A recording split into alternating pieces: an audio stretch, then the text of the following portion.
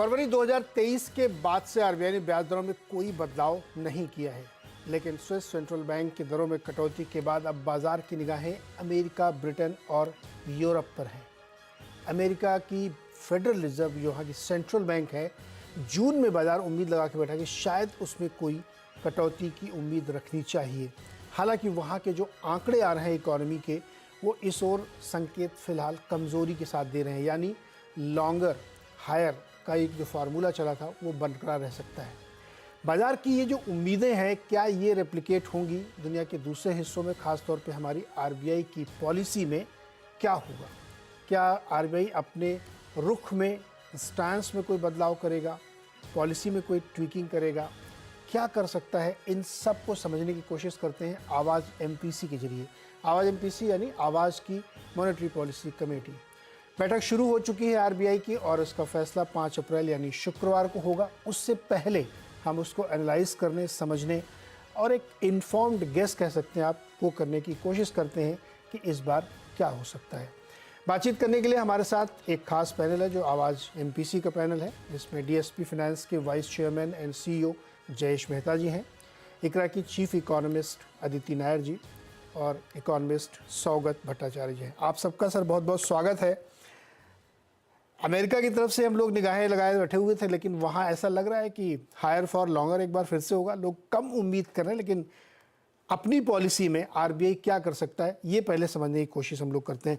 जय सर, क्या करेगा आरबीआई? रेट पे कोई बदलाव की उम्मीद रखते हैं आप?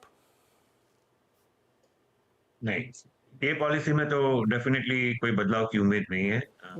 मार्केट का अभी मानना ऐसा है कि जब तक यूएस कुछ ज्यादा नहीं करेगा तब तक आरबीआई कुछ यहाँ पे जल्दी से चेंज नहीं करेंगे। हाँ, वैसे अगर उनको करना है तो रूम है इनफ, बट मेरे ख्याल से एक आध क्वार्टर और रुक जाएंगे। ऑफ कोर्स मैं थोड़ा मार्केट से अलग व्यू में हूँ कि अगर यूएस ने नहीं भी काटा रेट तो भी हम काट सकते हैं अगर एक बार थोड़ा मानसून का वो थोड़ा क्लैरिटी आ जाता है। बट ये पॉलिसी में really don't expect any change to happen. तो स्टेटस को और रुझान में कोई बदलाव कर सकता है क्या? अपनी कमेंट्री में कोई नरमी ला सकते हैं वो? नरमी में तो वही है कि आई थिंक इन्फ्लेशन फोरकास्ट जो उनका 4.5 का था फॉर नेक्स्ट फाइनेंशियल ईयर, वो अगर चेंज करेंगे तो थोड़ा नरमी ला सकते हैं। अदरवाइज आई थिंक स्टांस भी वही रहेगा, तो कोई ज्यादा चेंज नहीं दिख रहा है ये पर्टिकुलर इसमें। ओके, रुझान में भी कोई बदलाव नहीं है और पॉलिसी में भी, रेट में भी कोई चेंज नहीं है। अदिति मैम, आपको क्या लगता है, आरबीआई कुछ नरमी बरतेगा, कुछ रेट कट की तरफ सोचेगा या बिल्कुल नहीं सोचेगा? रुझान में अपनी बातचीत में कोई नरमी लाएगा या वो भी नहीं लाएगा? देखिए, मेरा तो यही मानना है कि इस पॉलिसी में तो कोई भी चेंज नहीं होगा रेट्स में या स्टांस में। और मेरे हिसाब से स्टांस चेंज के लिए हमें अगस्त तक वेट करना पड़ेगा और रेट कट के लिए अक्टूबर तक वेट करना पड़ेगा। अभी इन्फ्लेशन का जो 4.5% का प्रोजेक्शन है एमपीसी का, उसके बाद एक जो रिसेंट ही डेवलपमेंट है वो ये है कि आईएमडी ने बोला है कि काफी गर्मी रहेगी आने वाले हफ्तों में। और ये जो हॉटर देन नॉर्मल टेम्परेचर्स हैं, ये पेरिशेबल प्राइसेस के लिए तो अच्छे नहीं होंगे। जो सीजनल अपटिक होता है सब्जी और फल के दामों में, वो शायद ज्यादा एक्सेंचुएट हो जाएगा इस साल। तो इन्फ्लेशन की आउटलुक पे ये एक नया कंसर्न बनाया है। इन एनी केस एमपीसी का और हमारा भी जो बेसलाइन फोरकास्ट है FY25 में इन्फ्लेशन कम होने का, वो एक नॉर्मल मॉनसून पे प्रेडिकेटेड है। तो उसमें जो आउटलुक है अभी इस महीने के एंड पे कुछ आईएमडी हमें अपना फोरकास्ट देगा। जो पहला फर्स्ट रेंज फोरकास्ट होता है, फर्स्ट एलआरएफ, उसके बाद सेकंड आएगा। तो क्लैरिटी इस फ्रंट पे तो काफी लेट ही हमें मिलेगी। तो मुझे नहीं लगता कि आरबीआई बहुत जल्दी में होंगे, एमपीसी मेंबर्स बहुत जल्दी में होंगे कि इन सब चीजों पे एक बेटर व्यू मिलने के पहले वो स्टांस चेंज करना चाहेंगे अभी के लिए। ओके, स्वागत सर, आपको क्या लगता है, क्या कर सकते हैं आरबीआई? तो नीरज साहब, थैंक यू आपके शो में शामिल करने के लिए। मैं सहमत हूँ, इस बार तो कुछ होने वाला नहीं है। रेट्स भी चेंज नहीं होंगे, स्टैंड भी चेंज नहीं होगा। लैंग्वेज पे नजर रखेंगे कि थोड़ा थोड़ा सेंट्रल बैंक के जो स्टेटमेंट देते हैं उसमें थोड़ी थोड़ी जो भाषा में कठोरता या सॉफ्टनेस दिखने को मिलता है, वो कुछ सिग्नल करेंगे कि नहीं। बाकी रहा कि हमारे फाइनेंशियल कंडीशंस जो कहते हैं अंग्रेजी में, बहुत बहुत ईज हो गए हैं, बहुत बहुत सॉफ्टन हो गए हैं। एक तरफ से इक्विटी मार्केट्स ऊपर चला गया है, लिक्विडिटी साइड से इतना मार्केट में आ गया है कि ओवरनाइट रेट्स भी, इंटरेस्ट रेट्स भी कम हो गए हैं। सो बहुत सारे और बाहर के एक्सटर्नल कंडीशंस में भी थोड़ी बहुत देखने को मिल रही है कि सॉफ्टन हो रहा है। दूसरे साइड से कच्चे तेल की दाम फिर से बढ़ गए हैं, जियोपॉलिटिकल रिस्क और वगैरह वगैरह के कारण वहां से बढ़ गए हैं। फूड प्राइसेस बहुत ब्रॉडन हो गया है, मैंने बहुत सारे फूड आइटम्स के दाम बढ़ गए हैं। ऑल्दो ये अच्छा चीज है कि जो अभी फोरकास्ट, जो आदित्य मैम बोली कि वहां पे अभी हीट वेव का फोरकास्ट आया है, लेकिन उसके साथ साथ एल नीनियो कंडीशंस काफी फेवरेबल होने की आशंका है। और ये लग रहा है कि मई जून महीने से ला नीनिया हो जाएगा, तो वो अच्छा है, रेंज के लिए अच्छा है। लेकिन ओवरऑल अभी पहले हमको देखना है कि वो लिक्विडिटी पे क्या करते हैं। ये अप्रैल महीने में लिक्विडिटी काफी सरप्लस रहेगा बाजार में, तो वो आरबीआई कैसे मैनेज करता है बी ट्रिपल आर ऑक्शन से, वो कम होगा क्योंकि इस बार एक्साइज नहीं है, जीएसटी भी काफी देर तक है। तो ये लिक्विडिटी पे पूरा पूरा नजरिया लिक्विडिटी पे रहेगा कि लिक्विडिटी पे क्या बोलते हैं, लिक्विडिटी को कैसे ऑपरेट करते हैं, सरप्लस लिक्विडिटी वगैरह। ये मॉनेटरी पॉलिसी की इस बार की खासियत रहेगी। मेरा लगता नहीं है कोई इस बार 4.5 और 7% जो जीडीपी और इन्फ्लेशन के जो फोरकास्ट रहे वो चेंज करेंगे, क्योंकि इतना जल्दी जल्दी नहीं चेंज होता है। तो बाकी ये लिक्विडिटी सिवाय बाकी सब एक बराबर रहे। ओके, तो तीनों मेहमान हमारे कह रहे हैं ना तो रुख में कोई बदलाव की उम्मीद रखनी चाहिए और ना ही रेट में, तो ये एक पॉलिसी में कोई बड़े चेंजेस नहीं। अब चलो इन चीज़ों को खोल के समझते हैं थोड़ा सा। आदित्य मैम, क्या ये ज़रूरी है कि आरबीआई विदेशी सेंट्रल बैंक्स के एक्शंस को देख के क्यों ले, या वो अपनी घरेलू कंडीशन को देख के ले? घरेलू कंडीशन में कई जगहों पे कॉन्ट्रडिक्शंस दिखते हैं। इन्फ्लेशन के टारगेट्स नीचे लेके आ रहे हैं, लेकिन फूड इन्फ्लेशन बहुत स्टिकी है। क्रूड ऑयल लगातार पिछली पॉलिसी अब तक बढ़ता है और अब तो $90 को टच कर रहा है। ओपेक नरम पड़ नहीं रहा है। रेड सी की भी क्राइसिस थोड़ी बहुत चल ही रही है। चाइना में भी रिवाइवल के संकेत दिख रहे हैं। तो कोई ऐसा संकेत नहीं दिख रहा जिससे इन्फ्लेशन कम होने के संकेत मिले। तो हमको अपनी वाली चीज़ों को देखना है या यूएस की तरफ देखना है? देखिए, मेरे हिसाब से अगर हम point by point, month by month sort of देखें कि क्या डेटा कब आएगा, तो पहली बात तो जो लास्ट जीडीपी का डेटा आया था वो बहुत ही ज्यादा स्ट्रांग था। अब अगले जीडीपी प्रिंट के लिए हमें मई एंड तक तो वेट करना ही है टू अंडरस्टैंड कि जो 3 क्वार्टर्स तक 8% के ऊपर जीडीपी ग्रोथ थी वो सस्टेन हुई कि नहीं हुई। तो एक तो वो क्यों मिलेगा। उसके बाद फेड, मुझे नहीं लगता कि जून के पहले वहां से कोई रेट कट की एक्सपेक्टेशन है, तो वो तो हमें जून में ही पता चलेगा। मॉनसून ला नीनिया शुरू होता है कि नहीं होता और उसमें मॉनसून का कितना पॉजिटिव इम्पैक्ट आता है, ये भी हमें जून जुलाई में ही जाके पता चलेगा। तो अगर हमें रेट काटने हैं तो जून पॉलिसी तक तो मुझे नहीं लगता कि we have sufficient information to be clear कि इन्फ्लेशन इतना कम हो जाएगा कि रेट इतनी जल्दी काटने की जरूरत है। अगस्त पॉलिसी तक ही हमें अपना मॉनसून का थोड़ा बहुत क्लैरिटी होगी, जो काफी क्रिटिकल रहेगा आगे की इन्फ्लेशन ट्रेजेक्टरी के लिए, कम से कम डोमेस्टिक और food part of the inflation trajectory. तो मुझे लगता है कि टाइमिंग वाइज वो एक ज्यादा अप्रोप्रिएट पॉलिसी रहेगी अगस्त वाली की स्टांस चेंज करना चाहिए कि नहीं करना चाहिए। क्रूड ऑयल प्राइसेस तो देखिए, जियोपॉलिटिकल रिस्क जो है ये तो हमारे बिल्कुल ही कंट्रोल के बाहर है और ये तो बहुत ही वॉलेटाइल रहते ही हैं। अभी क्रूड ऑयल प्राइसेस डेफिनेटली बढ़े हैं। एट द सेम टाइम हमारे डोमेस्टिक हमने देखा है कि एलपीजी और पेट्रोल डीजल के प्राइसेस में हमने अभी रिसेंटली थोड़ी कटौती करी थी। तो सीपीआई में क्रूड ऑयल डायरेक्टली तो नहीं आता, जो प्रोडक्ट्स हैं वो आते हैं। तो अभी जो क्रूड ऑयल में की प्राइसेस में उछाल आया है वो हमारे सीपीआई को इमीडिएटली इम्पैक्ट नहीं करेगा।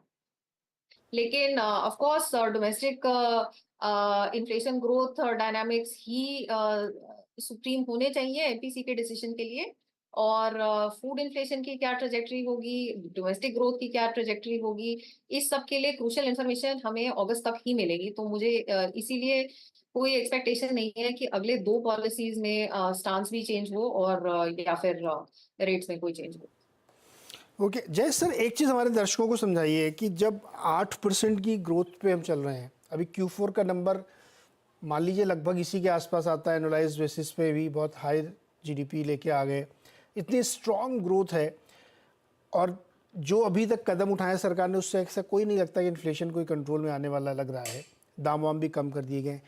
क्या ये मानना ठीक रहेगा दर्शकों को, समझदार लोगों को, कि हाई ग्रोथ है तो थोड़ा हायर इन्फ्लेशन साइड में रहना पड़ेगा और फिर हमको रेट कंसिडरेशन करना चाहिए? मतलब इन्फ्लेशन हायर है, ग्रोथ हायर है तो ठीक है, बट एज ऑफ कोर्स उनका जो प्रोजेक्शन है 4.5 का, एंड अदिति जी ने जो कहा आईएमडी का फोरकास्ट और वो सब देख के, प्लस क्रूड भी 90 के आसपास हैंग अराउंड करता है, बट समझो वो विजिबिलिटी अगर आ गई और 6.5 या उससे कम अगर आपका प्रोजेक्शन पे आ जाते हो, then 6.5 repo rate, 2% real rate plus 2% plus real rate थोड़ा डिफिकल्ट टू जस्टिफाई। अभी तो क्या है कि अनसर्टेनिटी है आगे जाने की, तो इसीलिए फोरकास्ट है 6.5 4.5 का, but that is subject to you know crude, subject to monsoon, subject to all of that. तो वो हिसाब से ठीक है, यू कैन जस्टिफाई, और ज्यादा भी इतना गैप नहीं है, बट थोड़ा सा अगर सॉफ्टनेस और आ गया तो वेदर कोई दुनिया में काटे नहीं काटे, we might have to still cut the rate from different reason. You can not have so much of positive rate which can kind of hamper your productivity. Jay sir, क्या आपको लगता है कि रेट नीचे आएगा? मुझे तो लगता है कि नहीं आएगा। पॉलिसी रेट या बॉन्ड मार्केट रेट? नहीं नहीं, बॉन्ड वाला। बॉन्ड मार्केट रेट नीचे आ जाएगा, बिकॉज ओके। देखिए सर, ऐसा है कि एक तो फर्स्ट हाफ का बोरोइंग जो नॉर्मली 57 to 60% होता था, वो थोड़ा कम कर दिया। जून से आपका इंडेक्स का इंक्लूजन आ रहा है, तो उसका डिमांड आ जाएगा। और लास्ट 3-4 साल में ना एक चीज बड़ी चेंज हो गई है, लोकल डिमांड जो है वो इतनी हो गई है which is kind of absorbing the full supply.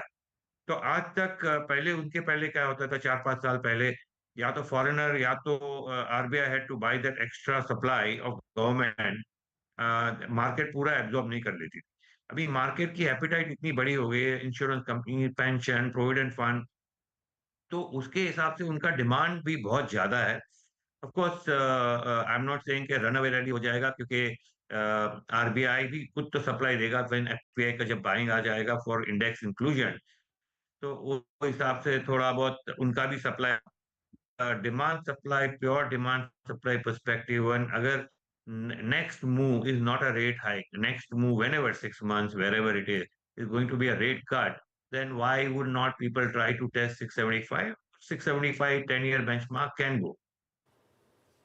Okay 600। स्वागत दादा, एक चीज़ अब ये बड़े को ये समझाइए आप लोग, आपने कहा कि लिक्विडिटी भी है, थोड़ी मैनेज करनी पड़ेगी इनको, लेकिन हमने जो पिछले बार मतलब बीते वित्त वर्ष में क्रेडिट ग्रोथ देखी है, अब जितने भी लोगों से बात करो वो लोग उतने कॉन्फिडेंट नहीं कि वैसी रह पाएगी, क्योंकि हायर रेट्स हैं अभी भी। ऐसे में जो 8% ग्रोथ दिख रही है, या जो बहुत ज़्यादा गंगो है सरकार कि हम तो इस लेवल से ग्रो कर रहे हैं, वो धीरे धीरे टेपर डाउन होना शुरू हो जाएगी, कंपनीज की अर्निंग को मेंटेन करना मुश्किल हो जाएगा। क्या ये हम उस स्थिति में जाके रेट कट शुरू करेंगे जब हमको एकदम कंफर्ट जोन आ जाएगा और हमारी ग्रोथ भी नीचे आ जाएगी, या फिर हम उसको प्रीएम्प्ट करें? जैसे कि मैं इसको कॉन्टेक्स्ट में डालता हूँ, फेड चेयरमैन क्या कह रहे थे, उन्होंने कहा कि रादर उन्होंने तो अपना कोर इन्फ्लेशन का थोड़ा टारगेट ही ऊपर कर दिया।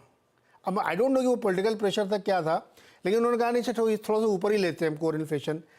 प्लस वो ये भी कह रहे हैं कि जॉब मार्केट में अपॉर्चुनिटीज़ जितनी बन रही हैं वो तो ठीक है, लेकिन रियल में उतनी जॉब नहीं होनी चाहिए। यानी कहीं ना कहीं अपने व्यूज़ में ट्वीकिंग कर रहे हैं लोग कि इससे पहले कि सिचुएशन खराब हो और हम रेट कट करें, हम पहले से उसकी करें। क्या इंडिया में ये हम सोचेंगे क्या? आपने तो बहुत कॉम्प्रिहेंसिवली आपके सवालों को आपने डिस्क्राइब कर दिया है। तो 2-3 चीज, एक तो है जो आप पहले पूछ रहे थे कि कोई एक्सटर्नल फैक्टर्स, फेड के रेट कट्स वगैरह हमारे आरबीआई या एमपीसी के डिसीजन पे इन्फ्लुएंस करेगा या नहीं। ऑफ कोर्स करेगा, क्योंकि आप अभी से देख रहे हैं कि रुपी अभी से वीकन होना शुरू हो गया है, क्योंकि अभी वो वहाँ पे मार्केट एक्सपेक्टेशंस जो आपने कहा कि उनका जो न्यूट्रल रेट है, long term steady state rate है, वो ऑलरेडी ऊपर चला गया है। हाँ, तो रुपी ऑलरेडी वीकन करना शुरू हो गया है, तो हम लोग यदि प्रीमेच्योरली रेट कट करना शुरू करें तो वो रुपी पे काफी असर पड़ेगा। फिर उसके लिए बहुत सारे अलग अलग इम्प्लीकेशंस है, इंक्लूडिंग इम्पोर्टेड इन्फ्लेशन। दूसरा रहा कि आरबीआई कहता रहा है, ग्रोथ का तो छोड़ दीजिए, कहता रहा है कि इन्फ्लेशन को हम लोग ड्यूरेबली 4% पे लाने का है। अब आपको याद होगा उनके जो फोरकास्ट थे पिछले पॉलिसी में, अभी भी करीब करीब वही एक ही चीज रहेगा कि सेकेंड क्वार्टर में इन्फ्लेशन, सीपीआई इन्फ्लेशन 4% रहेगा, फिर उसके बाद 4.6, 4.7, हाँ, दो Q3 और Q4 में। तो मेरा तो अंदाजा है कि जब तक के इन्फ्लेशन वो 2-3 क्वार्टर पे 4% पे नहीं आए, वो रेट कट करना बहुत रिलक्टेंट रहेंगे, वो नहीं करेंगे। कि मैंने 4.6 पे जहां तक उनके जो इन्फ्लेशन उनके प्रोजेक्शंस ठीक रहे। तीसरी बात जो आपने कहा कि शायद थोड़ा बहुत हायर इन्फ्लेशन पे टॉलरेंट होना चाहिए, कि मैंने 4.5% भी इन्फ्लेशन रहा तो ठीक है, मैंने बहुत ज्यादा नहीं है। प्रॉब्लम इसमें होता है कि इन्फ्लेशन एक्सपेक्टेशंस जो सेंट्रल बैंकर्स के लिए बहुत इंपॉर्टेंट होता है, खाली इन्फ्लेशन नहीं, इन्फ्लेशन के एक्सपेक्टेशंस कितना होता है, वो यदि अनएंकर होके 4% से बढ़ के यदि 4.5% हो जाए और एक और कोई शॉक आ जाए सिस्टम में, तो वो इमीडिएटली वो अनएंकर होके 6% तक के बढ़ जाएगा इन्फ्लेशन। तो ये कोई सेंट्रल बैंक चाहेगा नहीं, not Fed, not the European central bank, not the RBI. हाँ, कि इन्फ्लेशन को 4% पे हम लोग एंकर करके रखते हैं, फिर उसके बाद जो शॉक्स आएगा वो देखेंगे कैसे डील करते हैं। इसके ऊपर है ग्रोथ। यदि बने आप जैसे हम लोग कह रहे हैं कि अभी 6.7% है, आरबीआई कह रहा है कि 7% FY25 के लिए 7% उनके फोरकास्ट है, वो यदि है तो वहां पे शायद कोर इन्फ्लेशन पे भी असर पड़ना शुरू करे। चाइना अब धीरे धीरे यदि बढ़े, वहां पे उनकी जो एक्सपोर्ट्स बढ़ रही हैं, वो कमोडिटीज पे इफेक्ट पड़ेगा। बाकी कॉपर, स्टील, एल्यूमिनियम, इस पे इफेक्ट पड़ेगा, तो वो भी आके WPI और थ्रू देम CPI पे इफेक्ट पड़ेगा। तो बहुत सारे रिस्क बने हुए हैं। मेरा तो अंदाजा है कि अक्टूबर के पहले हमारे कोई चांस नहीं है आरबीआई को रेट कट करने की। स्वागत दा, आपकी बात मैं मान लेता हूँ और फेड कह रहा हूँ, आरबीआई की ये सोच भी बिल्कुल सही है कि इन्फ्लेशन लाना उनका टारगेट है और उनको नीचे लाना। अब मैं ये समझना चाहता हूँ कि अक्टूबर तक बिजनेस एनवायरनमेंट में क्या ऐसी चीज़ें होनी चाहिए जिससे ये इन्फ्लेशन नीचे आएगा, क्योंकि अगर चाइना हल्का से भी रिवाइव कर रहा है तो आपकी मेटल प्राइसेस ऊपर जा रहे हैं, डॉलर वीक हो रहा है तो मेटल प्राइसेस ऊपर जा रहे हैं, फूड इन्फ्लेशन आपका एकदम स्टिकी है, मानसून का हमें पता नहीं क्या होगा नहीं होगा, तो क्या इन्वायरमेंट बनेगा जिससे हम 4% इन्फ्लेशन आरबीआई ले आएगा? तो मेरा तो अभी एक तो है कोर, हाँ, वो कोर इन्फ्लेशन अभी भी फॉर्चुनेटली काफी नीचे की तरफ है। सब 4 आ गया है, शायद सब 4 काफी कई महीने सब 4 रहेगा, 4% के नीचे रहेगा, तो वो बड़ा पोर्शन है इन्फ्लेशन का, सीपीआई इन्फ्लेशन बास्केट का। तो वो एक चीज उनके लिए उसका तगड़ा होगा कि फूड इन्फ्लेशन ठीक है, फिर भी देख लेंगे फूड इन्फ्लेशन पे कैसा इफेक्ट पड़ता है, क्योंकि मॉनेटरी पॉलिसी फूड पे नहीं होता है। मेरा अंदाजा है कि उनका ट्रिगर रहेगा एक तो ये इन्फ्लेशन की, ठीक है, मैंने फॉर्चुनेटली यदि मॉनसून ठीक रहे, फूड प्राइसेस कम जाए, ग्लोबली प्राइसेस स्टेबल रहे, एडिबल ऑयल के प्राइसेस स्टेबल रहे, तो ये उनके लिए एक कंफर्ट फैक्टर रहेगा। कच्चे तेल की दाम नीचे आ जाए, वहां पे ट्रांसपोर्ट कॉस्ट वगैरह वो कम जाएगा, तो वो उनके लिए अच्छा है। दूसरा है कि यदि ग्रोथ किसी तरह फॉर सम रीजन की डिमांड यदि ठीक से पिकअप नहीं करे, रूरल डिमांड पिकअप नहीं करे, कि ग्रोथ जो हम अभी 6.6 या 7 कह रहे हैं, वो आके 6% के पास दिखने लगा कि 6% के समान हो, that will be the main trigger. उसके साथ यदि प्राइवेट सेक्टर इन्वेस्टमेंट जो कैपेक्स जो कहते हैं, वो यदि नहीं बढ़े वहां पे, तो वो एक और चीज है कि वहां पे जो इंटरनल रेट ऑफ रिटर्न जो प्रोजेक्ट्स के होते हैं उसको कमाने के लिए वो करेंगे। लेकिन मेरा ख्याल है, अंदाजा है कि वो रेट्स टच नहीं करेंगे, वो लिक्विडिटी खेल के, सिस्टम लिक्विडिटी के लेवल को कैलिब्रेट करके वहां से वो कोशिश करेंगे कि एक्चुअल जो market short term interest rates है उनको कमाने की कोशिश करेंगे। रेट्स बाद में आएगा, rates will come in later. Okay, rate बाद में कट सकते हैं, ब्याज दरें लेकिन नीचे हो सकती हैं। एक छोटा सा ब्रेक लेते हैं यहाँ पे, ब्रेक से तुरंत वापस आके अदिति जी और भट्टाचार्य के पास चलते हैं दोबारा समझने के लिए कि कैसे हम अपनी पॉलिसी को इस समय फॉर्मेट करें कि हमें किसी दूसरे पे डिपेंडेंट ना होना पड़े। क्योंकि एक रिपोर्ट मैंने पढ़ी, उसमें ये कहा गया कि हम बहुत यूनिकली प्लेस्ड हैं कि हमको ज़रूरत नहीं ऊबर US या कहीं और देखने की, और हम अपने रेट कट कर सकते हैं, और उनका भी प्रेडिक्शन ये है कि अक्टूबर में कट हो जाना चाहिए। ब्रेक के बाद इस पर बातचीत करेंगे। एक बार फिर से आप देख रहे हैं आवाज़ एमपीसी यानी आवाज़ मॉनेटरी पॉलिसी कमेटी, और उसमें समझने की कोशिश करें कि आरबीआई क्या कर सकता है और उसके सामने दुविधाएं क्या है, उसके चैलेंजेस क्या है, क्योंकि वो उनके यहाँ भी बहुत सारे लोग सोच रहे होंगे कि इस समय क्या करना चाहिए। अदिति मैम, अब एक मरमर है दुनिया के बाज़ारों में, खासतौर पर यूएस को लेकर के, कि हो सकता है वहाँ रेट कट हो ही ना इस साल। ये डिस्कशन ट्रेडर्स और इन्वेस्टर्स के बीच में शुरू हो चुका है कि हायर फॉर लॉन्गर चलेगा, क्योंकि कोई सिचुएशन बनती दिख नहीं रही वहाँ पे। तो हम उधर क्यों देखेंगे? क्या ये ज़रूरी कि उधर कुछ होगा तभी हमारे यहाँ माहौल बनेगा, या हम लोग उससे अलग अपने आप को देख सकते हैं? देखिए, आई थिंक ऑब्वियसली हमारा डोमेस्टिक इन्फ्लेशन ग्रोथ डायनामिक्स बहुत इंपॉर्टेंट रहेंगे, but implications for exchange rates important ही होंगे साथ के साथ। आई थिंक शौकत सर और मैं बिल्कुल सेम चीज कह रहे हैं कि अक्टूबर के पहले तो कोई सवाल ही नहीं उठता कि कोई रेट कट का चांस बने या उसका आउटलुक बने। अभी एक मैं थोड़ी दूसरी तरह से ग्रोथ पे मेरा थोड़ा सा कॉन्ट्रेरियन व्यू है। मेरा व्यू ये है कि Q4 का जो ग्रोथ प्रिंट हमें मई में मिलेगा, और Q1 और Q2, ये 3 जो क्वार्टर हैं इनमें ट्रांजिएंट फैक्टर्स की वजह से ग्रोथ, जीडीपी ग्रोथ 6% या उसके आसपास रहेगी। जो हमें उसके पिछले 3 क्वार्टर्स में 8% के आसपास के प्रिंट्स मिले हैं, वो अभी ये 3 क्वार्टर में थोड़े अनलाइकली लग रहे हैं। एक तो जो ओवरहैंग है, हेडविंड है खराब मॉनसून की रूरल डिमांड पे और एग्रीकल्चरल आउटपुट पे, वो चलती रहेगी। दूसरा जो बेनिफिट था कमोडिटी प्राइसेस के YOY डिक्लाइन का, वो अब काफी म्यूटेड होगा इन क्वार्टर्स में, तो मार्जिन्स पे इतना ज्यादा बेनिफिट हमें नहीं दिखेगा। और कुछ और फैक्टर्स हैं जैसे कि government capex, model code of conduct और इलेक्शंस के टाइम, और जब तक बजट प्रेजेंट नहीं होता फाइनल FY25 का, तब तक धीमा रहेगा। जब तक बजट प्रेजेंट होगा तब तक मॉनसून शुरू हो गया होगा, तो बहुत ही बैक एंडेड पिकअप हम एक्सपेक्ट कर रहे हैं कैपेक्स में। एक्सपोर्ट्स भी इस पीरियड में धीमे रहेंगे। अगर ग्लोबल सेंट्रल बैंक्स रेट्स काट देते हैं तो मर्चेंडाइज एक्सपोर्ट्स में भी एक बैक एंडेड पिकअप होगा। तो ओवरऑल जिस तरह से हमें लग रहा है वो यही है कि Q4 और फिर Q1 Q2 में ग्रोथ थोड़ी धीमी रहेगी, और उसके बाद Q3 Q4 में फिर से काफी एक बैक एंडेड पिकअप 7% के ऊपर आएगा। तो ओवरऑल बहुत ही अनइवन ग्रोथ का आउटलुक है इन क्वार्टर्स में। और इन्फ्लेशन, जैसे हम शुरू से डिस्कस कर रहे हैं, इन्फ्लेशन के रिस्क तो इट्स ऑलमोस्ट लाइक खत्म ही नहीं होते। एक रिस्क जाता है तो कोई और रिस्क सामने आ जाता है।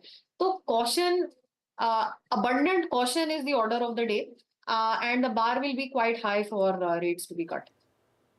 क्या इस समय सबसे बड़ा रिस्क क्रूड ऑयल ही आपको लगता है?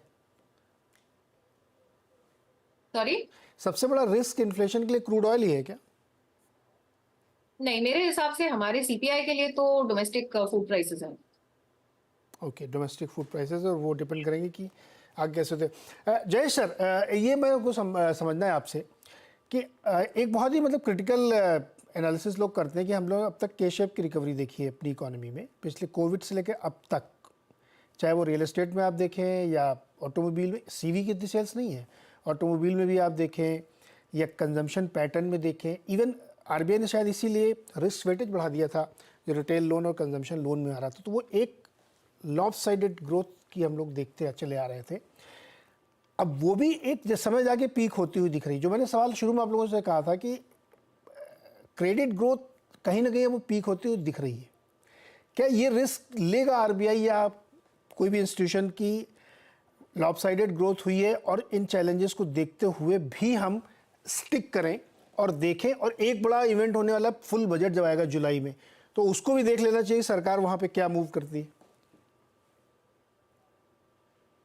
नहीं, ये तो देखेंगे ही। आई थिंक वो दोनों ने, अदिति जी और सुगातो जी दोनों ने कहा कि कि कल तो कुछ नहीं, मतलब फ्राइडे तो कुछ नहीं होना है।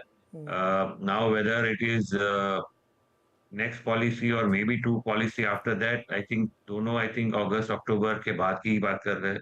तो पूरा मॉनसून, ये अपना बजट, सारा का सारा चीज देख के, नाउ कमिंग बैक टू के shape recovery, I think credit जो अनसिक्योर्ड क्रेडिट जो बढ़ रही थी, आई थिंक उन्होंने उन पे रिस्क वेट बढ़ा दिया है खाली, but beyond that I don't think they have done anything more to scared of the credit और समथिंग लाइक दैट।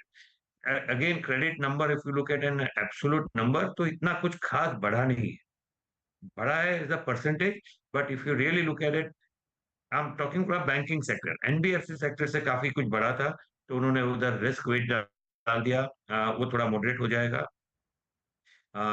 एंड के शेप रिकवरी में भी जो लोअर एंड पे जो स्लोनेस दिख रही थी, I think that is also now showing some positive side, तो टू दैट एक्सटेंट ठीक ही लग रहा है, but as I said, as you said के रुकेंगे इलेक्शन का रिजल्ट्स, बजट दोनों के लिए रुकेंगे सब कुछ करने के लिए। ओके, इलेक्शन का रिजल्ट तो बहुत हद तक मार्केट ने शायद डिस्काउंट किया है। सौगंध, लास्ट क्वेश्चन आपसे कि जब हम लोग अभी के शेप की बात कर रहे थे और आपने एक्सप्लेन किया उसमें पहले वाले स्टेटमेंट में कि चीज़ें कैसे पैन आउट होंगी, मेरा सवाल वहाँ पे वहीं पे आकर रखता है कि हमने अब तक कंजम्पशन ड्रिवन रैली या कंजम्पशन ड्रिवन ग्रोथ देखी है पिछले 3 सालों में, कॉर्पोरेट ग्रोथ हुई नहीं है, कॉर्पोरेट लेंडिंग हुई नहीं उतनी।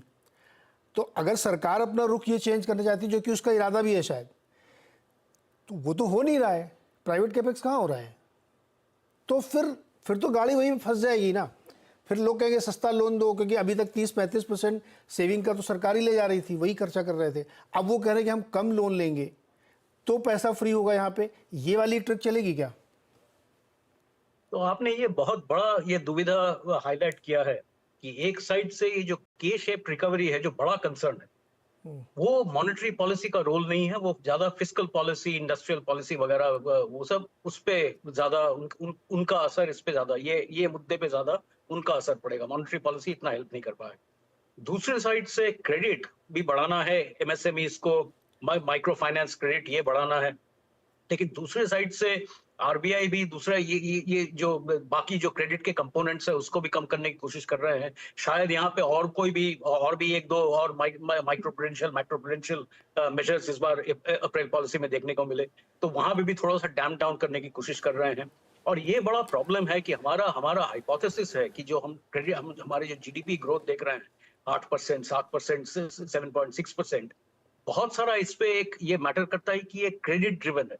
माने जितना जो रिटेल क्रेडिट जा रहा है, दैट इज ए कंपोनेंट कि जितना जो ग्रोथ को बढ़ावा दे रहा है, कंज्यूमर डिमांड, कंज्यूमर ग्रोथ इसमें बढ़ावा दे रहा है, तो वो ज्यादा इंकरेज नहीं करेंगे क्योंकि वहां पे सिस्टेमिक रिस्क बढ़ने की आशंका है।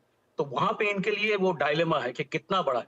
तीसरे साइड से बैंक्स के डिपॉजिट ग्रोथ पे काफी असर पड़ा है, जो मैं कह रहा था कि वो अभी लिक्विडिटी इंफ्यूज करके थोड़ा ज्यादा डिपॉजिट बैंक्स के सिस्टम में आए, वो कोशिश करेंगे कि थोड़ा सा माने वहां पे rates, interest rate, lending rates वहां पे थोड़ा सा कम हो, वो कोशिश करेंगे।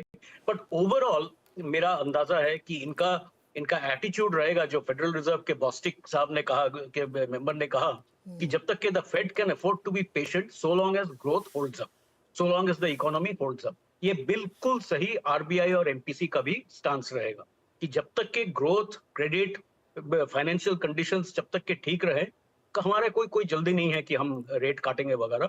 बाकी दूसरे जो policy measures, fiscal policies etcetera, वो वहां पे नजर डालना पड़ेगा। ओके, सौगत दा ने एक बहुत इंटरेस्टिंग बात कही जिसको मैं मानता हूँ, हालांकि इकोनॉमिस्ट इसको शायद नहीं मानेंगे, कि अगर ग्रोथ आ रही है 8% की तो रेट क्यों काटें, ग्रोथ चली रही ना, सैलरी अच्छी आ रही है तो महंगाई कोई फ़र्क ही नहीं पड़ता। बहरहाल हमने सारे सवाल पूछ लिए आप लोगों से, लेकिन आप लोग एकदम स्टिक है कि 3rd क्वार्टर से पहले सोचना नहीं है कि रेट कट होगा या पॉलिसी के अपने स्टैंस में, अपने रुख में कोई चेंज आरबीआई करने वाला है। तो अभी थोड़ा इंतजार लंबा होगा और इसमें देखना होगा कि ग्रोथ कैसे होती और क्रेडिट ग्रोथ भी कैसे होती, इन सब से तय होगा। बहुत बहुत शुक्रिया आप सारे मेहमानों का हमारे साथ जुड़ने के लिए और अच्छे से एक्सप्लेन करने के लिए कि शुक्रवार की पॉलिसी में क्या होने वाला है। बहुत बहुत शुक्रिया।